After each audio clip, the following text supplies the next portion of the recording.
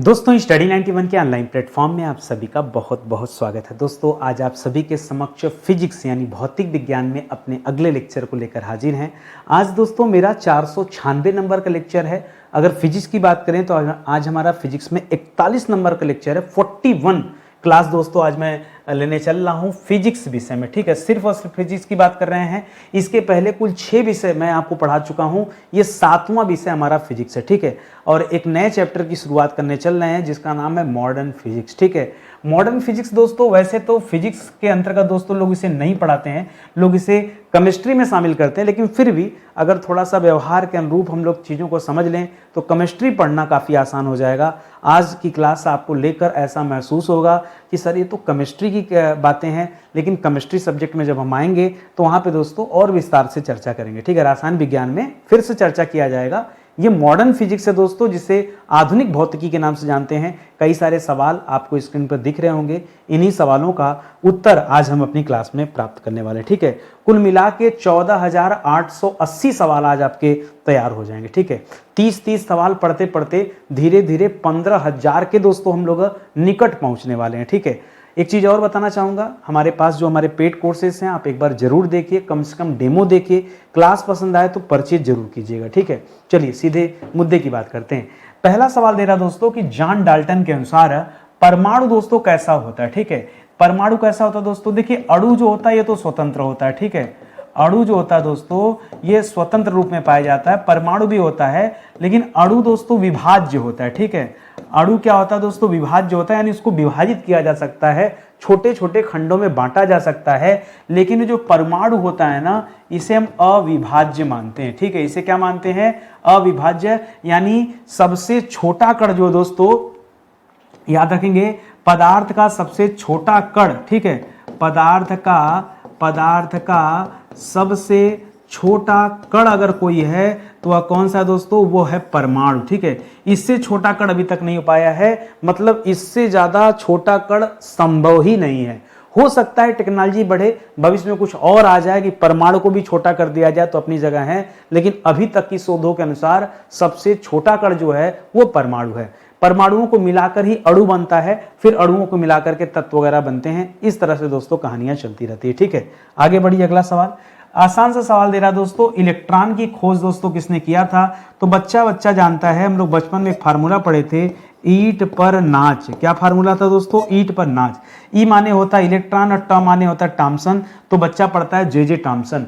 प माने होता है प्रोटॉन, र माने होता है रदरफोर्ड, तो इसकी खोज रदरफोर्ड ने किया था। न माने होता है न्यूट्रॉन, न्यूट्रॉन की खोज चैडविक ने किया था, ठीक है। तो जे थॉमसन तो फिर भी ठीक है। क्या आपने कभी ये जानने का प्रयास किया कि जे थॉमसन का पूरा नाम क्या था, ठीक है। तो याद रखेंगे जो हम लोग जे थॉमसन बोलते हैं दोस्तों कि इसकी खोज जो है जे थॉमसन, थॉमसन नहीं होता थॉमसन होता है, ठीक है। तो इनका नाम क्या दोस्तों, इनका ये जो जे आगे लिखा है, जे का मतलब क्या होता है, जोसेफ जॉन थॉमसन, ठीक है। क्या नाम दोस्तों इनका, जोसेफ जॉन थॉमसन, ठीक है, थॉमसन, ये दोस्तों इनका नाम है। तो मैं इसलिए बता रहा हूं कि आप स्टडी 91 पर आए तो थोड़ा सा हम लोग कुछ नया पढ़ लेते हैं, ज्यादा बेहतर होगा, ठीक है। चलिए आगे बढ़ते हैं। आगे इसी तरह से दोस्तों प्रोटॉन दे रहा है, ठीक है। प्रोटॉन की खोज आपके अनुसार किसने किया था, रदरफोर्ड ने किया था, ठीक है। रुदरफोर्ड नहीं, रदरफोर्ड, ठीक है।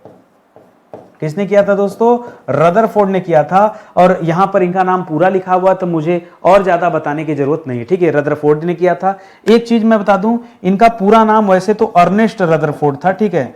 अर्नेस्ट रदरफोर्ड था, ठीक है। अर्नेस्ट रदरफोर्ड, ठीक है। एक चीज दोस्तों आप यहां पे और याद रखिएगा, जो बच्चा नहीं जानता है, ये तो पूरा नाम हो गया। कभी कभी ना यहाँ पे एक नाम देता है, उनका गोल्डस्टीन का नाम देता है, ठीक है, कि गोल्डस्टीन ने किया था। एक्चुअली में दोस्तों प्रोटॉन का पहली बार किसी ने अगर उसके बारे में विचार रखा था तो वो दोस्तों व्यक्ति गोल्डस्टीन थे। याद रखिएगा, सबसे पहले प्रोटॉन का अवलोकन करने वाले, खोज तो दोस्तों रदरफोर्ड में ही जाता है, ठीक है। मान लीजिए एक सवाल अलग से दे दे कि प्रोटॉन का अवलोकन सर्वप्रथम किसने किया, ठीक है। लिखिएगा सर्वप्रथम प्रोटॉन का अवलोकन, ठीक है। प्रोटॉन का अवलोकन दोस्तों किसने किया था, तब दोस्तों आप यहां पे गोल्डस्टीन का नाम लीजिएगा, ठीक है। गोल्डस्टीन ने, जी हाँ दोस्तों, गोल्डस्टीन ने अवलोकन किया था, लेकिन प्रोटॉन के खोज की जो संज्ञा दोस्तों किसे दिया जाता है, वो रदरफोर्ड को दिया जाता है, अर्नेस्ट रदरफोर्ड को दिया जाता है। इसे दोस्तों आप लोग ध्यान में रखेंगे, ठीक है। आगे बढ़िए, अगला सवाल, कारण न्यूट्रॉन की खोज किसने किया था? तो आपके हिसाब से न्यूट्रॉन, न से न्यूट्रॉन, न से चैडविक, सॉरी ना च से हो जाएगा चैडविक, ठीक है। तो आप तो जानते हैं दोस्तों कि न्यूट्रॉन की खोज दोस्तों किसने किया था? हम लोग पढ़ते हैं कि न्यूट्रॉन की खोज जो है वो चैडविक ने किया था। क्या सर इनका भी कोई नाम है? जी हाँ, इनका भी पूरा नाम लिख लीजिएगा, जेम्स चैडविक इन्हें बुलाते हैं। क्या बुलाते हैं? जेम्स चैडविक बुलाते हैं। तो आज की क्लास में कम से कम जो अलग अलग नाम है, ठीक है, जोसेफ जॉन थॉमसन, ठीक है, और क्या दोस्तों, अर्नेस्ट रदरफोर्ड, ठीक है, और क्या यहाँ पढ़ा, यहाँ जेम्स चैडविक पढ़ लिया, ठीक है। तो ये सब आप याद रखिएगा। अच्छा, पॉजिट्रॉन आवेशित कण की खोज दोस्तों किसने किया था? ठीक है, पॉजिट्रॉन नाम का जो आवेशित कण होता है, इसकी खोज किसने किया था? इलेक्ट्रॉन के जैसा नाम है लेकिन जवाब अलग हो जाएगा। इस बार दोस्तों याद रखेंगे, कार्ल एंडरसन ने किया था। किसने किया था? Carl Anderson. ये आपके लिए नया सवाल हो जाएगा। कार्ल एंडरसन ने पॉजिट्रॉन की दोस्तों खोज किया है। इस खोज के लिए उन्हें भौतिक का नोबेल पुरस्कार भी दिया गया था, ठीक है, याद रखेंगे, इनको नोबेल पुरस्कार भी इस खोज के लिए मिला था, ठीक है, नोबेल पुरस्कार भी मिला था, भौतिकी का नोबेल पुरस्कार, ठीक है, भौतिकी का नोबेल पुरस्कार मिला था, शायद 1936 में मिला था इन्हें। और इन्होंने ये जो पॉजिट्रॉन आवेशित कण की खोज किया था 1932 में किया था, तो उसी लिए 36 में जाकर इन्हें नोबेल पुरस्कार दिया गया। सन याद रखना उतना मायने नहीं है। हाँ, ये जरूर याद रखिए कि कार्ल एंडरसन को इसके लिए भौतिक का नोबेल पुरस्कार दिया गया था। ये अच्छा आपके लिए रहेगा, ठीक है। आगे बढ़िए, कह न्यूट्रिनो। देखिए, न्यूट्रॉन अलग था, ठीक है, आपने जो पीछे पढ़ा वो पढ़ा था दोस्तों न्यूट्रॉन। क्या पढ़ा था दोस्तों? न्यूट्रॉन पढ़ा था। और न्यूट्रॉन में क्या पढ़ा था दोस्तों? न्यूट्रॉन में पढ़ा जेम्स नाच चैडविक, ठीक है। तो याद रखेगा, जेम्स चैडविक का नाम पढ़ा था। तो इन्होंने दोस्तों न्यूट्रॉन की खोज किया, जबकि यहां हम क्या पढ़ रहे हैं? यहां हम न्यूट्रिनो पढ़ रहे हैं। न्यूट्रॉन अलग होता है, न्यूट्रिनो अलग होता है, कंफ्यूज ना होइएगा। न्यूट्रिनो की खोज किसने किया था? अब दोस्तों आप बताएगा, पाउली ने किया था। किसने किया था? पाउली। आप दोस्तों आगे चल के पाउली अपवर्जन का नियम आप पढ़ते हैं, वो नियम भी दोस्तों इन्होंने ही दिया था, ठीक है। पाउली अपवर्जन का नियम जो था दोस्तों, वो भी दोस्तों सिद्धांत भी इन्हीं का है, ठीक है, पाउली का है। पाउली ने ही दोस्तों न्यूट्रिनो की खोज किया हुआ था। तो ये तथ्य भी आप याद रखेंगे। ये देखिए आधुनिक भौतिकी है, ठीक है, मॉडर्न फिजिक्स हम लोग पढ़ रहे हैं, तो इसको थोड़ा सा ध्यान देंगे। धीरे धीरे आपकी ट्यूनिंग केमिस्ट्री के साथ बनना शुरू होगी, और वैसे भी जैसे ही हमारा फिजिक्स विषय कंप्लीट होगा, हम सीधे केमिस्ट्री पर आ जाएंगे और उसे पढ़ना आरंभ करेंगे, ठीक है। करा पाई मेसान की दोस्तों खोज किसने किया था? ठीक है, बात आई गई तो बताइए, पाई मेसान की खोज दोस्तों किसने किया है? याद रखेंगे, पाई मेसान की खोज किया था एक व्यक्ति है, उनका नाम है युकावा हिदेकी, ठीक है। किसने किया था दोस्तों? Yukawa Hideki. लेकिन मैं आपको बता दूं, एक विवाद भी है। कुछ लोग मानते हैं कि युकावा हिदेकी ने किया था, कुछ लोग मानते हैं एक अलग से टीम थी, उसकी शोधकर्ताओं ने किया था, ठीक है, सेसिल पावेल के नेतृत्व में, ठीक है। तो कुछ लोग सेसिल पावेल को मानते हैं, ठीक है, सेसिल पावेल की टीम द्वारा दोस्तों खोजा गया था, इन्हीं के नेतृत्व में एक टीम बनी थी, उन्होंने खोजा था। तो क्या पता परीक्षा में किसके बारे में दे दे, युकावा के बारे में दे दे या फिर सेसिल के बारे में दे दे, तो दोनों याद रखेगा पाई मेसान के मामले में। हिग्स बोसान की खोज दोस्तों किसने किया था? इसकी खोज ही दोस्तों बोसान ने किया था, इसीलिए उन्हीं के नाम पर इसे हिग्स बोसान दोस्तों नाम दे दिया गया है। इनका नाम था पीटर हिग्स, ठीक है, इनका पूरा नाम था पीटर हिग्स, ठीक है, पीटर हिग्स। और ये जो हिग्स बोसान कण था, इसे गार्ड पार्टिकल कहा जाता है। क्या कहा जाता है? इसे गार्ड पार्टिकल के नाम से भी जाना जाता है, ठीक है, ये आप याद रखेंगे। और पीटर हिग्स ने दोस्तों इसकी खोज किया था। पीटर हिग्स को भी दोस्तों आगे चल के नोबेल पुरस्कार दिया गया है, ठीक है, नोबेल पुरस्कार। इनको नोबेल पुरस्कार मिला था 1913 में, ठीक है, जब रविंद्रनाथ टैगोर को मिला था, ठीक है। तो हिग्स बोसान के लिए दोस्तों इन्हें नोबेल दिया गया। करा किसे इलेक्ट्रॉन का एंटी कण कहा जाता है? एंटी कण मतलब क्या होता है दोस्तों? जो इलेक्ट्रॉन के विपरीत होता है, ठीक है, जो इलेक्ट्रॉन के इलेक्ट्रॉन के विपरीत है दोस्तों, ये उसकी बात कर रहा है, ठीक है। तो इलेक्ट्रॉन का जो एंटी कण होता है उसे एंटी इलेक्ट्रॉन भी कहते हैं या फिर उसे पॉजिट्रॉन भी कहा जाता है, ठीक है। तो याद रखेगा, इसे हम क्या कहते हैं, इसे हम एंटी इलेक्ट्रॉन भी कहते हैं या फिर इसे हम पॉजिट्रॉन भी कहते हैं, ठीक है।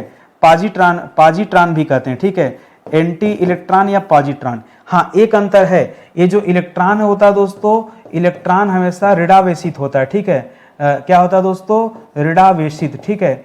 यह इलेक्ट्रॉन जो होता है यह ऋणावेशित होता है, लेकिन जो ये एंटी इलेक्ट्रॉन या पॉजिट्रॉन है दोस्तों, ये धनावेशित होता है, ठीक है। हमने आपसे कहा ना उल्टा होता है, तो अगर वो ऋणावेशित है तो सिंपल सी बात है, ये पॉजिट्रॉन क्या हो जाएगा दोस्तों, ये धनावेशित हो जाएगा। ये बात आप याद रखेंगे, अंडरस्टूड होने वाली बात है, ठीक है। इसको आसानी से समझ सकते हैं। कारण न्यूट्रिनो और एंटी न्यूट्रिनो, ठीक है। तो देखिए एंटी न्यूट्रिनो का मतलब क्या है दोस्तों, याद रखिएगा, न्यूट्रिनो का ठीक विपरीत, ठीक है, ठीक विपरीत है दोस्तों ये, ठीक है। अच्छा, पीछे दोस्तों न्यूट्रिनो के बारे में पढ़ा था, इसकी खोज पाउली ने किया था, ये दिखाता हूं, ठीक है। देखिए किसने किया था, पाउली पढ़ा था। न्यूट्रिनो की खोज किसने किया था, पाउली ने किया था, ठीक है। तो इस पॉइंट को भी आप यहां याद रखिएगा। इसके खोजकर्ता दोस्तों कौन है, इसके खोजकर्ता है पाउली, ठीक है। इसके खोजकर्ता कौन है दोस्तों, इसके खोजकर्ता है पाउली। पाउली अपवर्जन का नियम भी दोस्तों पाउली ने दिया था। और देखिए अब सवाल क्या पूछा है, कारण न्यूट्रिनो और जो एंटी न्यूट्रिनो है ये किस मूल कण के प्रकार है दोस्तों। तो एक फैमिली है जिसको बोलते हैं लेप्टान कण, ठीक है। लेप्टान कण की अपनी फैमिली है, उसी के अंतर्गत दोस्तों ये सब आते हैं, ठीक है। कौन सा कण दोस्तों, लेप्टान फैमिली, याद रखिएगा, ठीक है। लेप्टान कण समूह, कण का समूह, ठीक है। लेप्टान कण समूह, ठीक है, कण समूह कहिए या लेप्टान फैमिली ग्रुप कहिए, उसी के अंतर्गत ये न्यूट्रिनो भी आता है, उसी के अंतर्गत एंटी न्यूट्रिनो भी आता है, याद रखेंगे। कारण न्यूट्रिनो एवं एंटी न्यूट्रिनो के चक्रण होते हैं, एक दूसरे के विपरीत होते हैं। जब भाई न्यूट्रिनो का उल्टा ही दोस्तों एंटी न्यूट्रिनो है, तो उनका चक्रण भी क्या होगा दोस्तों, एक दूसरे के विपरीत होगा, ठीक है। तो याद रखेंगे, एक दूसरे के विपरीत चक्रण, ठीक है, एक दूसरे के विपरीत चक्रण होता है दोस्तों। इस पॉइंट को भी आप याद रखिएगा, ठीक है। आगे बढ़िए, कारण आधुनिक भौतिकी का जनक किसे कहा जाता है। अलग अलग लोगों ने अलग अलग लोगों को माना है, ठीक है। किसी ने कहा भैया गैलीली ने जो काम कर दिया, गैलीलियो, ठीक है, गैलीली ने जो काम कर दिया, कहा जाता हो किसी ने नहीं किया। किसी ने कहा नहीं, आइजैक न्यूटन ने जितना अच्छा काम कर दिया, ठीक है, आइजैक न्यूटन ने जितना अच्छा काम कर दिया वो किसी ने नहीं किया। किसी ने कहा नहीं, अल्बर्ट आइंस्टीन ने जो काम कर दिया, ठीक है, अल्बर्ट आइंस्टीन, ठीक है, आइंस्टीन ने जो काम कर दिया वो किसी कि कोई कहता है जे थॉमसन ने जो कर दिया, ठीक है। तो याद रखेगा जे थॉमसन, ठीक है। तो इस तरह से दोस्तों इन सभी लोगों को आधुनिक भौतिकी का जनक मानते हैं। बड़ी लड़ाई है, कुछ नहीं आप कह सकते हैं, आप चाहे जितना गूगल सर्च कर लीजिए, अलग अलग लोगों ने अलग अलग को माना है और एक से बढ़कर एक महान लोग हैं, ठीक है। गैलीलियो में थोड़ा मात्रा देख लीजिएगा, मैं थोड़ा सा कंफ्यूजन होगी, गैलीलियो का मात्रा क्या होगा, हमको लग रहा है अंदर से फील आ रहा है कि कुछ गलत लिखा हूं, तो आप सुधार कर लीजिएगा, ठीक है। तो ये चीजें दोस्तों आप जो है दिमाग में रखेंगे। तो इन सभी लोगों को दोस्तों मॉडर्न फिजिक्स का जनक माना जाता है, फादर ऑफ मॉडर्न फिजिक्स, ठीक है। याद रखेंगे, इनको क्या कहा जाता है, इन सभी लोगों को फादर ऑफ मॉडर्न फिजिक्स कहा जाता है, ठीक है। मॉडर्न फिजिक्स कहा जाता है, ये सभी लोग हैं दोस्तों, याद रखेंगे, ठीक है। चलिए आगे बढ़ते हैं। कह रहा न्यूट्रॉन मूल कण, ठीक है, न्यूट्रॉन की बात कर रहा है, न्यूट्रिनो की बात नहीं कर रहा है। अब दोस्तों न्यूट्रॉन की बात कर रहा है। न्यूट्रॉन में मैंने बताया था जेम्स चैडविक, ठीक है। इसके खोजकर्ता दोस्तों कौन है, न्यूट्रॉन के खोजकर्ता कौन है दोस्तों, तो इनका नाम है जेम्स चैडविक। क्या नाम है, जेम्स चैडविक नाम है दोस्तों, ये आप याद रखेंगे, ठीक है। कह रहा है न्यूट्रॉन मूल कण का द्रव्यमान किस मूल कण के बराबर होता है, तो लगभग मिलता जुलता होता है प्रोटॉन से। हमेशा याद रखेगा, ये इसका जो द्रव्यमान होता है लगभग प्रोटॉन से मिलता जुलता है। तो ये मूल कण के बराबर पूछा है, तो लिखिएगा प्रोटॉन के बराबर, ठीक है, प्रोटॉन के बराबर। अब ब्रैकेट में डाल दीजिएगा लगभग, एकदम एग्जैक्ट तो नहीं होता, लेकिन कुल मिला जुला के लगभग उसी के बराबर होता है, ये आप याद रखेंगे। हाँ, एक चीज दोस्तों आप यहां पे अलग से याद रखेगा, न्यूट्रॉन उदासीन होता है और प्रोटॉन दोस्तों धनावेशित होता है। ठीक है, प्रोटॉन हमेशा क्या होता है दोस्तों, ये धनावेशित होता है, जबकि न्यूट्रॉन जो होता है दोस्तों यह उदासीन होता है। न्यूट्रॉन जो होता है ये उदासीन होता है, इस बात को याद रखेंगे। और इलेक्ट्रॉन जो होता है ऋणावेशित होता है। ठीक है, तो ये सब कुछ आपको याद रखना है, भूलना नहीं है। करा परमाणु के नाभिक के चारों ओर विभिन्न ऊर्जा स्तरों में कौन सा मूलक कण चक्कर लगाता है? तो दोस्तों याद रखेगा, परमाणु का जो नाभिक होता है इसमें प्रोटॉन और न्यूट्रॉन पाए जाते हैं। ठीक है, पहले लिखिएगा, नाभिक में क्या पाया जाता है? नाभिक में प्रोटॉन प्लस न्यूट्रॉन पाया जाता है। ठीक है, और इसके चारों ओर दोस्तों कौन चक्कर लगाता है? इसके चारों ओर इलेक्ट्रॉन जो है दोस्तों चक्कर लगाता है। ठीक है, इसके चारों ओर, ठीक है, इसके चारों ओर कौन चक्कर लगाता है? तो लिखिएगा इलेक्ट्रॉन चक्कर लगाता है। तो आपका उत्तर क्या हो जाएगा? ये हो जाएगा कि कौन चक्कर लगाता है दोस्तों? इलेक्ट्रॉन। और कौन अंदर रहता है नाभिक में? तो न्यूट्रॉन और प्रोटॉन नाभिक के अंदर रहते हैं, इलेक्ट्रॉन मुक्त अवस्था में उसके चारों ओर घूमता रहता है। ठीक है, तो ये आप याद रखेंगे। अगला सवाल दे रहा है कि न्यूट्रॉन के नाभिक में स्थित मूल कण होते हैं। न्यूट्रॉन के नाभिक में स्थित दोस्तों कौन से मूल कण होते हैं? ये गलत दे रहा दोस्तों, न्यूट्रॉन के नाभिक नहीं बोलना चाहिए दोस्तों, इसको बोलना चाहिए नाभिक में स्थित मूल कण कौन होते हैं। तो नाभिक में दो चीज होते हैं, एक तो नाभिक में न्यूट्रॉन पाया जाता है, दूसरा नाभिक में प्रोटॉन पाया जाता है। ठीक है, तो न्यूट्रॉन प्लस प्रोटॉन पाया जाता है, इस तरह से पूछना चाहिए। तो थोड़ा सा सवाल जो है अलग वे में लिख दिया है, घबराइए ना। ठीक है, तो इसको ध्यान रखेंगे दोस्तों। जैसा कि मैंने शुरू में कहा कि हमने लगभग 6 विषय आपको विधिवत पढ़ा दिया है। अब जो है हम 7वें विषय में हम फिजिक्स को पढ़ रहे हैं। ठीक है, 6 विषय में ancient history, medieval history, modern history और आपका संविधान, विश्व का भूगोल और भारत का भूगोल, ये 6 विषय में कोई ऐसी टॉपिक नहीं है जो मैंने आपको नहीं पढ़ाया। लगभग हर टॉपिक पे हमने चर्चा किया। ठीक है, उसी तरीके से अब हम फिजिक्स विषय को कवर कर रहे हैं। तो 456 नंबर से हमने फिजिक्स पढ़ना शुरू किया था, अब हम दोस्तों 495 नंबर पे आ चुके हैं। तो सीधे सीधे दोस्तों हमारा 40 लेक्चर ये हमारा कंप्लीट हो गया। ठीक है, 495 नहीं, हमारा 496 लेक्चर आज का है। ठीक है, आज हमारा 496 लेक्चर है, तो आज हमारा 41 नंबर का लेक्चर दोस्तों ये चल रहा है फिजिक्स में। ठीक है, साथ में जुड़े रहेंगे, धीरे धीरे फिजिक्स भी खत्म हो जाएगी। हम औरों की तरह नहीं है कि उछल कूद करते हुए पढ़ाई करें, मेरे से नहीं हो पाता। ठीक है, मैं सोचता हूँ जितना पढ़ा जाए बस खत्म हो जाए उतना। ठीक है, ये ना रहे कि भाई कूद कूद के पढ़ रहे हैं और एक विषय भी नहीं खत्म हुआ।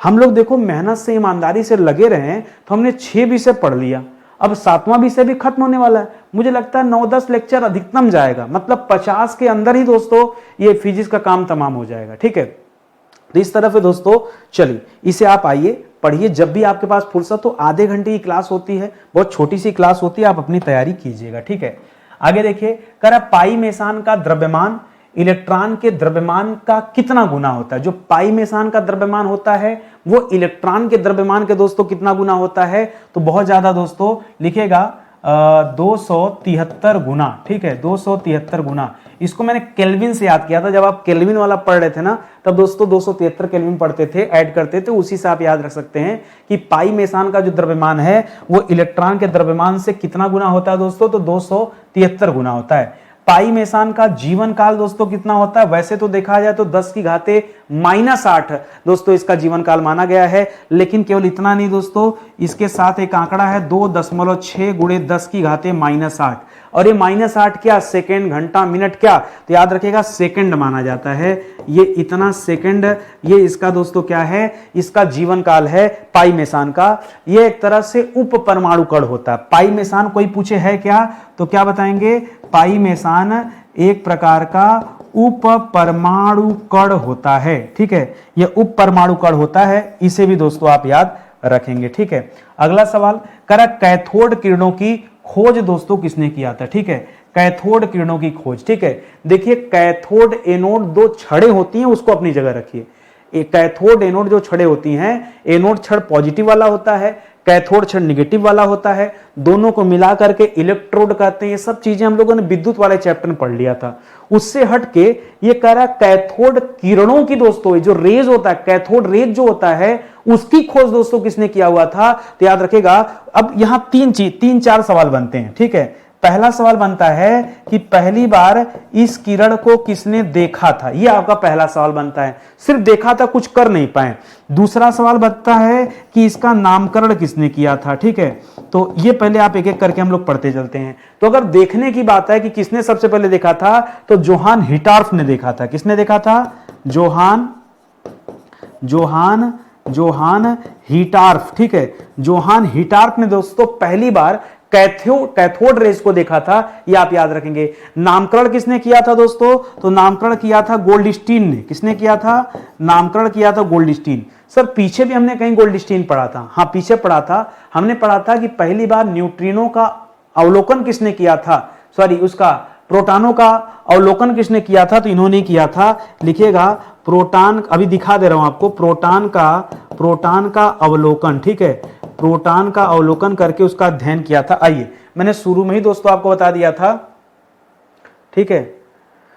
यहां देखिए, यहां रदरफोर्ड के साथ साथ क्या बताया कि सर्वप्रथम प्रोटॉन का अवलोकन किसने किया था? गोल्डस्टीन ने किया था। यह आप याद रखेंगे, ठीक है। तो इस तरह से इसे आप याद रखेंगे। अब आगे आ जाइए, ठीक है, आगे आ जाइए, ठीक है। तो ये हो गया। तीसरा सवाल दोस्तों यहीं पे आप नोट कीजिएगा। अब जो पूछता अध्ययन, कि इस पर दोस्तों विधिवत जो है अध्ययन किसने किया, तो ये सवाल एक तीसरा उत्तर निकल के आता है कि कैथोड रेज का सबसे ज्यादा अध्ययन करने का जो श्रेय जाता है वो जे टॉमसन को जाता है। किसे जाता है दोस्तों?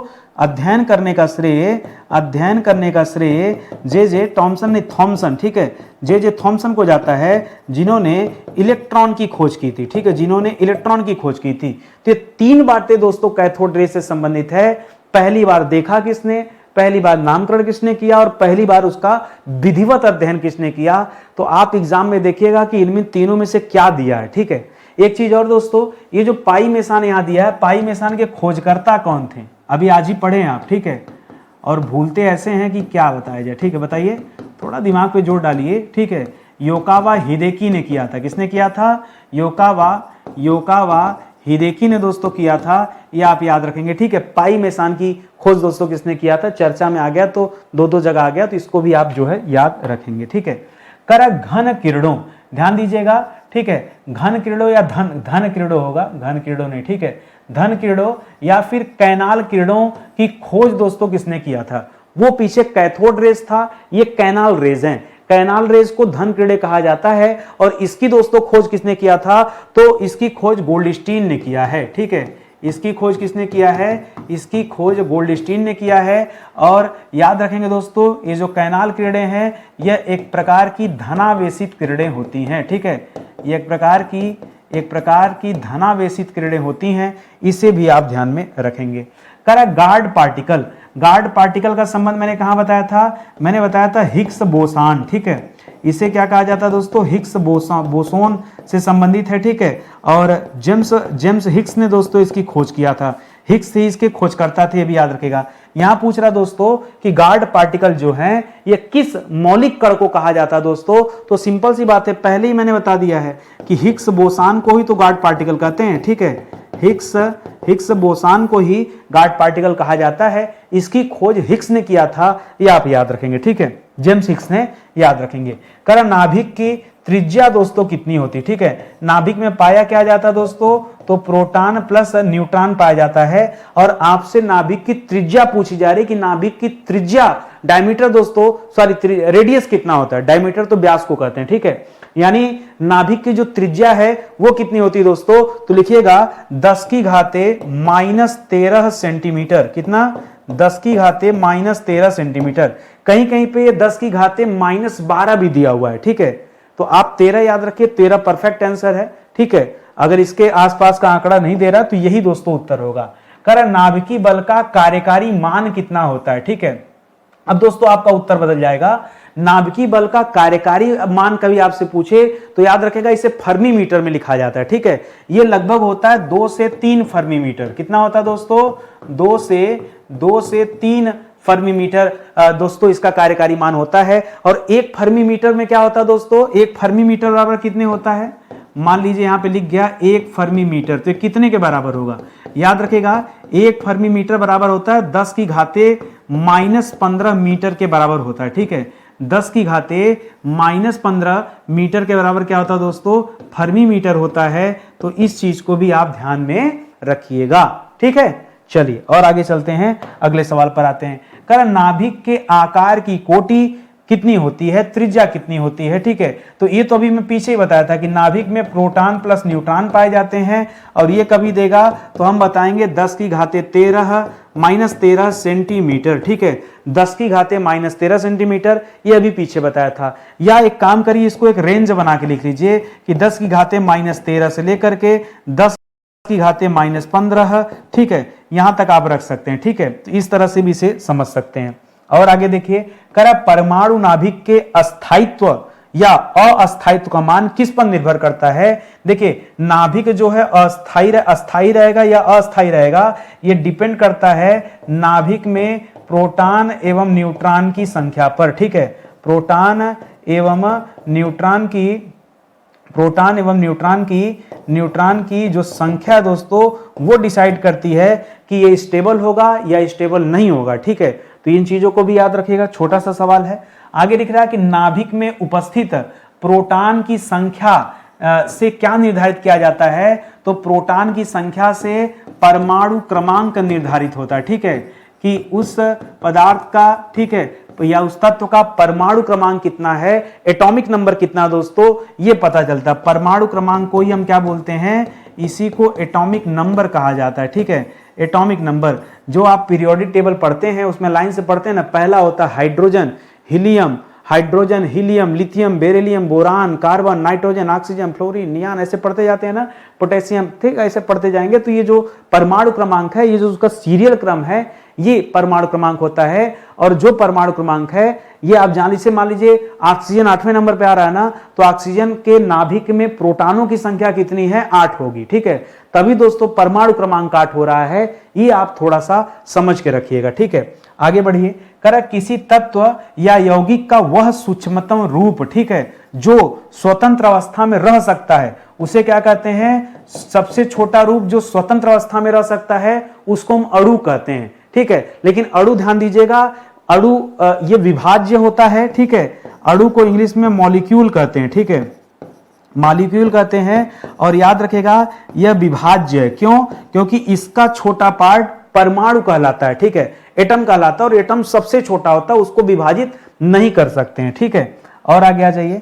अगला सवाल दे रहा है कि अभिकेंद्रीय बल दोस्तों कहां से मिलता है, किसे। देखिए, मैं आपको बता दूं, प्रोटॉन प्लस न्यूट्रॉन ये नाभिक में अंदर है, और इलेक्ट्रॉन दोस्तों क्या कर रहा है, ये घूम घूम के इसके चारों ओर चक्कर लगा रहा है। ठीक है, बात ये आती है कि